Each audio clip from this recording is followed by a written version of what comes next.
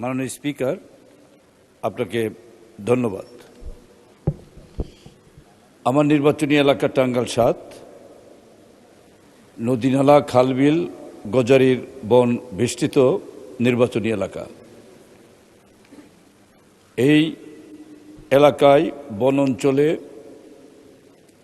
দীর্ঘকাল যাবৎ ১০০ বছর যাবৎ, ৫০ বছর যাবৎ অনেক ঘর বাড়ি করে যারা আছে তাদের বন বিভাগের কর্মকর্তাবৃন্দ মাঝে মাঝে তাদের অভিযান চালিয়ে তাদের বাড়িঘর উচ্ছেদ করার পদক্ষেপ নিয়ে থাকে।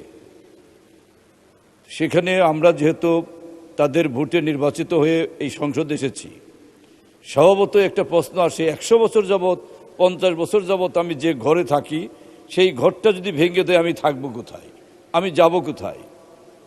এই বিষয়ে মাননীয় বন ও পরিবেশ মন্ত্রী মহোদয় যাতে একটি নির্দেশনা দেয়, দীর্ঘকাল যারা বসবাস করে যেখানে যে অবস্থায় সেইভাবে যেন তারা বসবাস করতে পারে, তাদের জন্য উচ্ছেদের কোনো ব্যবস্থা না করে এই বিষয়ে আপনার তরফ থেকে একটা পদক্ষেপ আসবে কিনা আমি আপনার সাথে বিনয়ের সহিত জানতে চাই।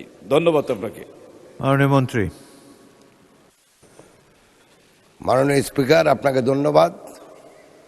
মাননীয় সংসদ সদস্যকেও ধন্যবাদ। অনেক জায়গায় বনের সাথে কোনো ডিমার্কেশন নাই, যেগুলি গেজেট অনুযায়ী যে সংরক্ষিত বন বলা হচ্ছে বা অরক্ষিত বন বলা হচ্ছে, এগুলি ডিমার্কেশন নাই। আমরা অচিরেই যারা বসবাস করে এসব এলাকায় বহুদিন ধরে তাদের সাথে কথাবার্তা বলার মাধ্যমে এই ডিমার্কেশনটা করে এই সমস্যাটা সমাধান করার চেষ্টা করব ইনশাল্লাহ। আসসালাম। আপনাকে ধন্যবাদ মাননীয় স্পিকার। তারকা চিহ্নিত প্রশ্ন 446 মাননীয় সদস্য মোহাম্মদ রুহুল আমিন, চুয়াডাঙ্গা 2 উত্থাপন করুন।